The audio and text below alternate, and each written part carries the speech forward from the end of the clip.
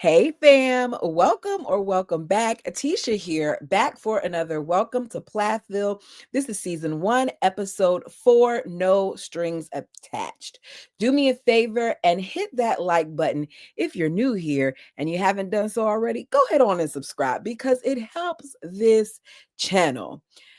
Let's go ahead and jump into it. I'm going to come off screen because my signal, it does what it does. We opened this episode at Ethan and Olivia's house. Micah and Mariah have joined them for their first band practice, and they have no clue what they're doing. Like, they don't even know what direction they want to go in. They all like different types of music. They don't know who's playing which instrument because you got 3 of them that play the guitar.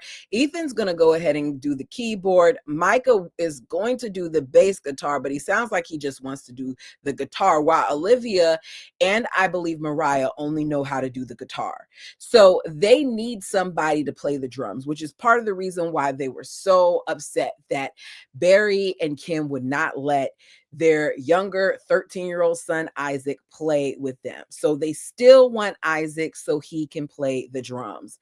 Kim and Barry are not having it. They're like, no, this isn't what's going to happen here, because they don't want their son to play secular music, which in my opinion, regardless about how fair they think it is, I think that that is their 13-year-old son, and it is okay for them to feel like, you know what, we don't want him playing in a band with you guys. Olivia, of course, feels a way about it, to the point where she lets us know that she feels like over time that this will build resentment because they say that Isaac wanted to do this. I like Olivia, but in my opinion, there are times where both she and her mother-in-law, because she likes to just blame it on Kim. Y'all tell me your opinions down below. But Olivia oversteps at times as well. So we go from that to being on the farm. Lydia is cleaning the kitchen as usual. Every time we see Lydia in that house, she is cleaning. I get that they have chores to do, but how often does she do this? Does she clean more than her mom? Because Lydia didn't decide to have all these kids, you did. And I just constantly watch this little girl who is 15 be pushed into this role where she has all these additional responsibilities, which has me side-eyeing Kim, because Kim later on in this scene is talking about how she wants to free her from stress. Anyways, so Kim has drawn feet on the board because she wants to study, the pathways to the feet. So Lydia joins her. She says that she wants to reduce the stress in her daughter's life. I wrote in my notes, how about you leave her alone and you allow her to enjoy being a child? How about you all agree to disagree and move accordingly? How about you stop making her privy to the dislike that you have for Ethan and Olivia and their lifestyle? But she feels like this exercise of laying down on the table and having her touch various areas is going to help her with the stress. I think that it will in that moment, but I also think it is going to take more than that, like her family actually doing work to bridge this gap that they're having, or for Lydia to understand that there's only so much she can do, and unfortunately things have changed, but Lydia seems to take it all on. So we see Ethan and Olivia, they're out for date night, and they are once again talking about the family dynamics. Ethan admits that the stuff that his parents have done, the things that have gone on with his parents and him and his parents and Olivia, have caused a strain with them in their marriage. This is why in the previous recap, I said, I'm the type of person who, if I am to say that I want to be married to you, I'm going to have to get along with your parents. I'm not saying that we have to be the best of friends, but I would like to know that there is acceptance without hesitation. If there's going to be hesitation for the sake of my peace of mind, I don't think I could go further. Now, I know some people may feel differently, but family is important to me. And when you get married, you create an additional family, and you want your mother-in-laws and your father-in-laws to be able to be in your presence, because you're going to be around each other at various points. And tension does not make like it easier for you, especially when you're in a newer marriage. So Ethan says that when he thinks back to the conversation that they had on the previous episode in the yard, that he does not appreciate the way that his father spoke to Olivia, that he didn't like the statements about the blind spots and the character, that it made him mad. Now we know in that moment he didn't say anything. He just stood there, and Olivia was the one that had to vocalize everything. So I'm sure once they got home and off camera, she probably expressed herself to him. Maybe she said to him, like, I don't like that you didn't support me. Because it seems that a lot of times when his parents are going on and on and on, that he kind of shuts down, which then in turn has me feeling like he hasn't learned how to appropriately express himself. I think I said that in the last recap. He says that he feels like he's been caught in the middle, but at this point where it now stands, he is going to side with his wife. Olivia, we find out, left her family and moved there for him. I wonder how far away that is. And I just can't help but feel like how much lonelier she has to feel that she left her family to move to him so he could be close to his family and then not be or no longer be welcomed by that family. It's been 9 months. She wants things to be fixed, but not at the expense of them. That's more than fair. I just feel like they were doomed at the very beginning of this marriage. So it's no surprise that it is where it is now. Ethan feels like the only other thing that they can do is move. I don't think moving away fixes the issue, but I get why he would want to move because they're 15 minutes away and they can't even see his siblings. That has to be kind of hard on him. And I'm guessing that he's feeling like it would be easier if he was further away. So we see them go out to eat. Ethan is introduced to an Arnold Palmer.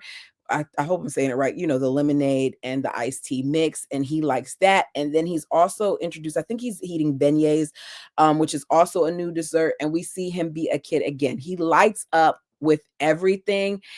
I do not think that Ethan was ready in his life at this point for marriage. I think that Ethan should have lived on his own first and discovered things for himself, because it seems like he himself, at the young age of 21, is still figuring out who he is, because he's so childlike, which I don't want to say just because you act childlike that that's immature, but it comes off to me is there's a certain level of maturity that he lacks. There's so much that he doesn't know about life.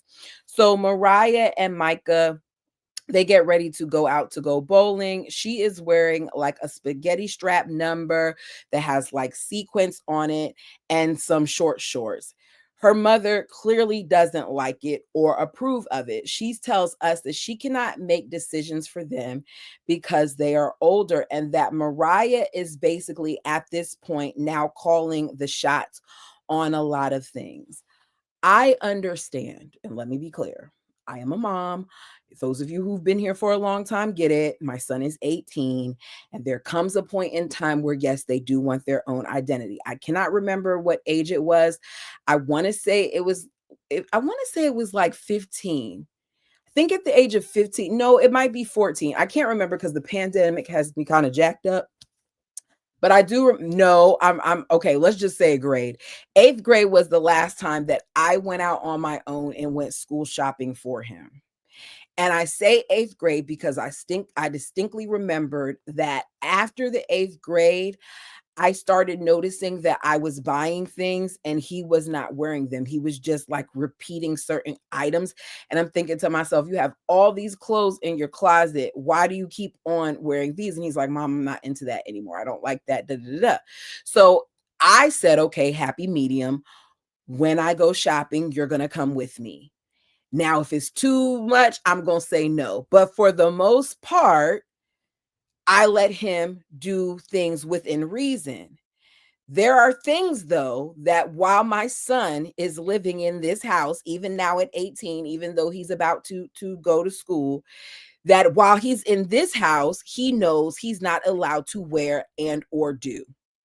Those are my rules. Those are my expectations. I do not think that it is unreasonable for Kim to have an opinion about her 16-year-old daughter's clothing. I'll give you an inch, but it seems on some things Mariah is taking a mile. And I feel like because they keep acting like what has Mariah gone crazy on them? Because why are they so afraid to tell Mariah no? They act like if they tell Mariah no, that something's gonna happen. I just don't get it. Tell me down below. So Kim's like, look, I've given so much at this point as far as to allowing her to like express herself with the makeup and the clothes and all those other things. And I'm just at this place where I can't give anymore. So we see them leave and meet up with their friends. And we are reminded that this is all new for them because they didn't have friends before, to the point where Micah says, a year ago, I did not have a lot of friends. They want to fit in, but things often come up that they don't quite know anything about. Like one of the kids makes a reference to Edward Scissorhands, and neither one of them know what it is. And we're reminded that they did not have TV growing up. They did not watch movies growing up. They're just now beginning to do those things. They've only been homeschooled, so they haven't been made aware of a lot of things. So the kids, they are complaining about school and the teachers and all those things. Meanwhile, they're feeling like they would have loved to been able to experience what it was like to go to a school other than homeschool.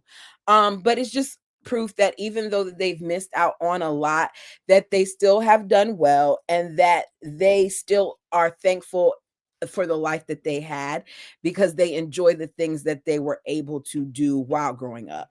So the Plaths have a rental house. This scene was a little odd to me because we're told that the kids are supposed to be heading over to this rental house in order to pick up some, I believe it was musical equipment, but I don't recall I don't recall seeing them grab any equipment.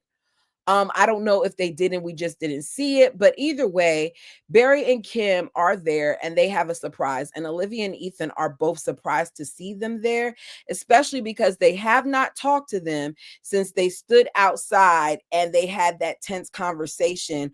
I don't know how long ago at this point it is. I don't know if it's a week or a couple of days, but we know it was a little bit ago. And they are surprised to see them there. But they think that this surprise, their words, Kim and Barry, as they're heading there, will kind of help get the ball rolling on mending things. So they come in, they're like, y'all come on, you can come in the house. So they come in and Kim tells them that they wanted to give this to them since they got married, but they couldn't find it. Don't think that this is strings attached. There's no strings attached, with this gift. This is just something that I wanted to gift you all, you both, the both of you. They turn the corner. Ethan is excited, like he's smiling. You see all his dimples. He's like really, really happy. He's happy that there's this gift. He's like, and Olivia is like,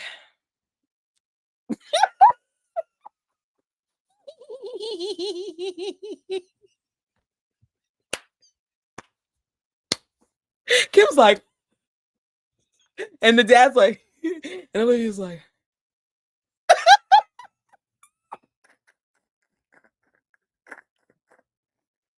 Olivia does not want that thing in her house, especially when Kim is like, you can put it on the mantle. Oh, for those of you who haven't watched, what's that thing? That thing is, okay, first of all, let me say what I thought it was. I thought it was going to be equipment. I thought it was going to be like drums or something like that, right? But no, it's a model ship. And the ship is tall to the point where Ethan has it on the ground and it's like up here on him, the top of it. So it's a big ship. It's something that Ethan wanted, not Ethan and Olivia. This is supposed to be a gift for them, but it's something that Ethan wanted, which makes him happy. Forget about how it makes her feel. It makes him happy. I know deep in my heart of hearts, because I knew as soon as I saw the ship, I knew that it was not something that Olivia was going to be into. And I feel like Kim knew that too. Kim knew that that was just for her son. So, yeah, anyways, so they go back to the home and Ethan can't wait to put it up. Meanwhile, Olivia's like, no, you can't put it there. No, it's gonna fall off there. No, Ethan, don't put it on the mantle. No, don't put it on the. He's like, oh yeah, you're right. It's too thin. When you walk around the house and you go to tickle me, I might knock it down. And I'm like, oh my God. So her compromise is for him to just go put it in the guest room. Like, yeah, over there. in the guest room, on the floor, in the corner, yeah, over there. So he puts it in the guest room. Good, that's where it's gonna be for now. We see Kim decide to take Olivia and Lydia out to shop because she feels like, up, she might have did something here with Ethan. She might as well keep on going with giving out stuff to buy her kids. This is not something that they've done recently or that they do often. They head to a consignment shop. Kim is trying to force this connection while shopping, but Mariah isn't feeling it. You see the different styles in the daughters as Lydia is more modest. Mariah is more modern.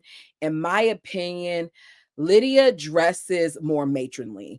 Like Lydia, for her to be 15, I feel like there are clothes that are appropriate and modest that don't have you looking like you're my age, like you're in your third. We don't need to say my age, like you're in your 30s or 20s. I feel like she looks like a teacher. No offense to teachers. I love my educators. I got a lot of educated friends. My point is, she's not looking like a 15-year-old girl. Let's just say that.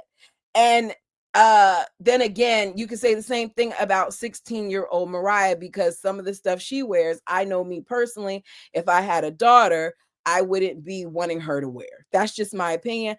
I'm a little old school when it comes to some of the clothes. I struggle. Like, I remember, this is off topic, but myself and my man, we had a conversation because his daughter had pink hair, like pink extensions, put in her hair. And I was like, you okay with her, having pink hair?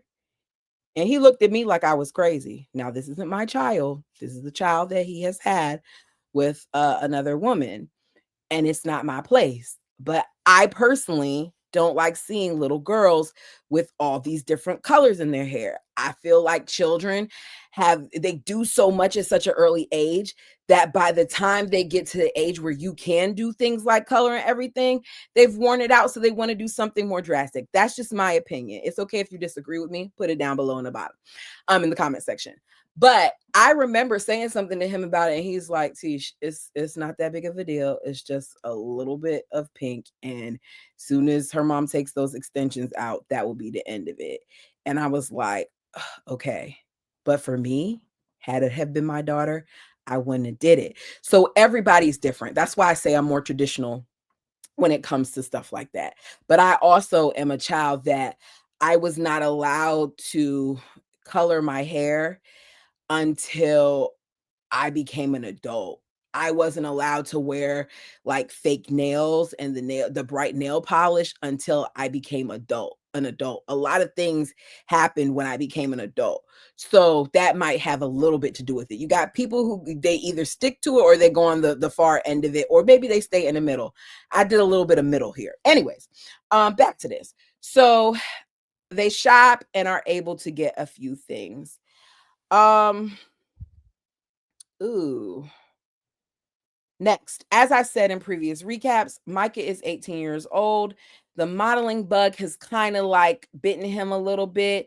He's been approached many times with people asking if he is a model. Beautiful kids, all of them. Their blonde is so strikingly blonde. Beautiful kids.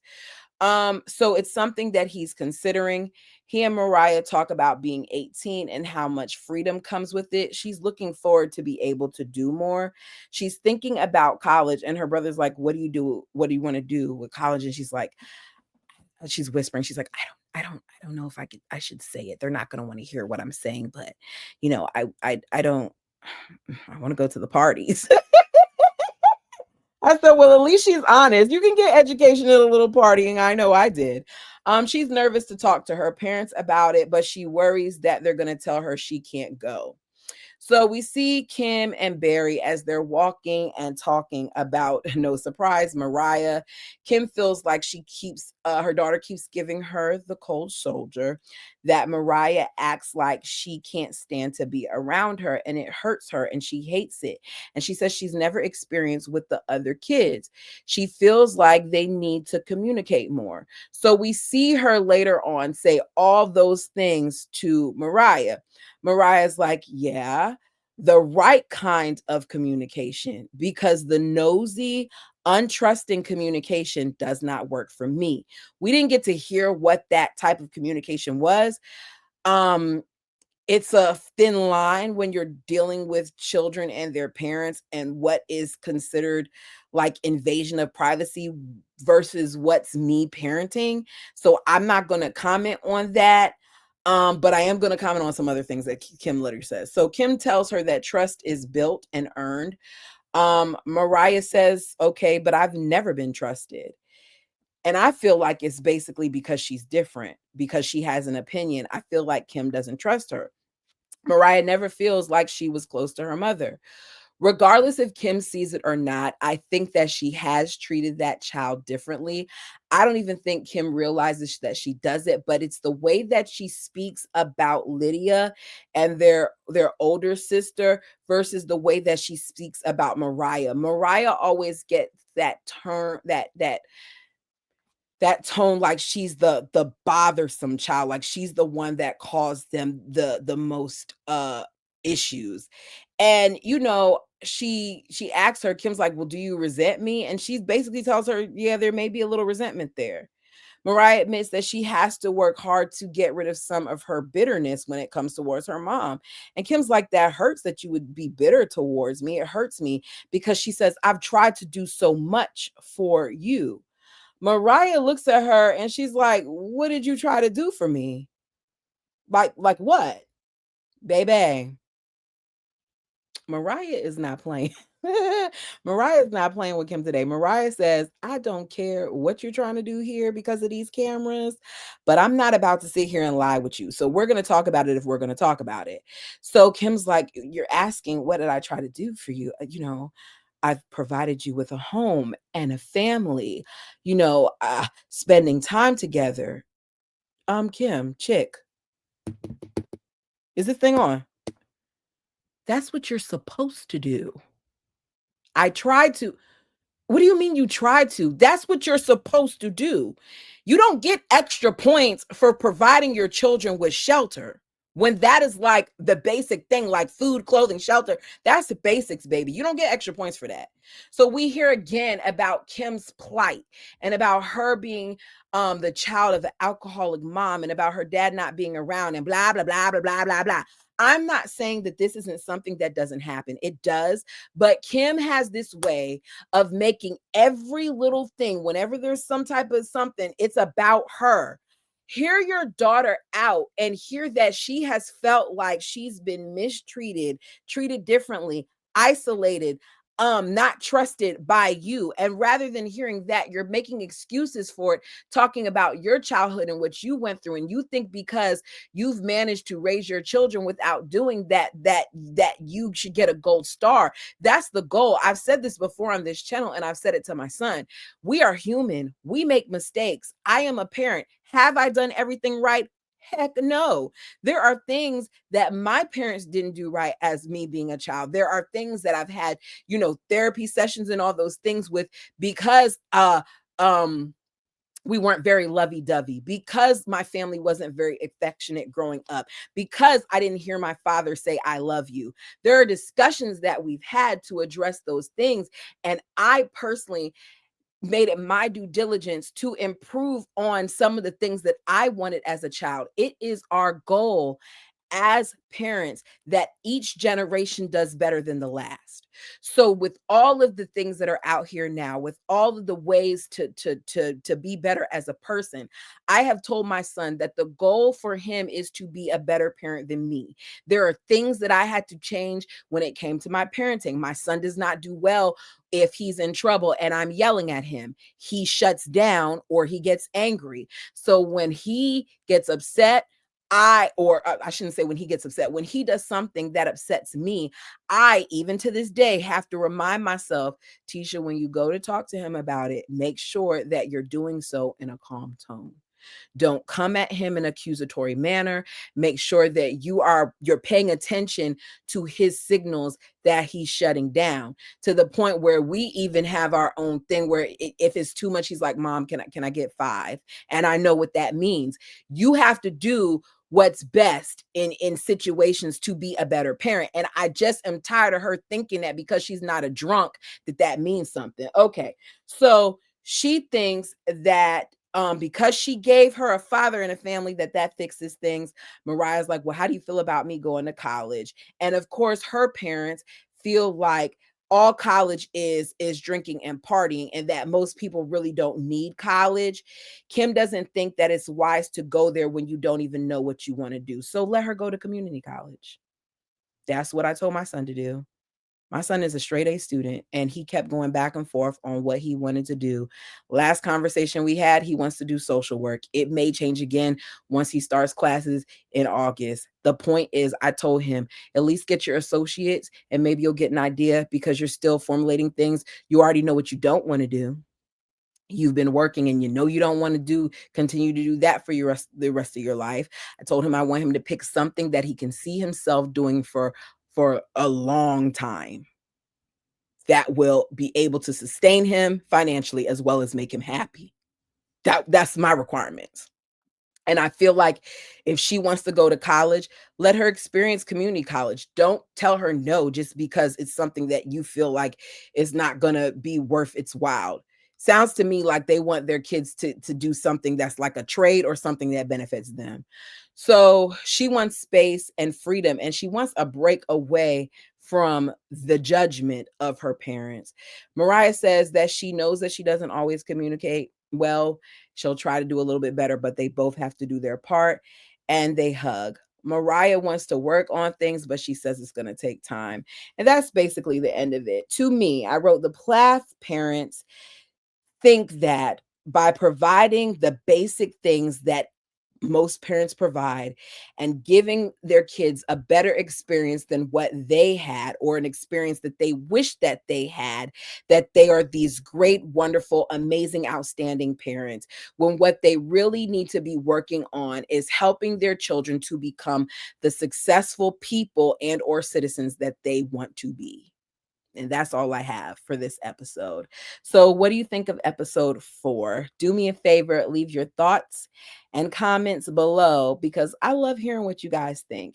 And if you're enjoying this recap series, be sure to like the video, subscribe, and if you want to, I've never said this before, I don't think, but hit the bell, hit the notification bell, because I always upload. There's at least, I want to look, I might be prematurely speaking, but there's more than 2 uploads that I do each week. So go ahead and ring a ding ding that bell so you can stay in the know. Thank you guys so much for watching, and I'll see you in a few days for episode 4. Until next time.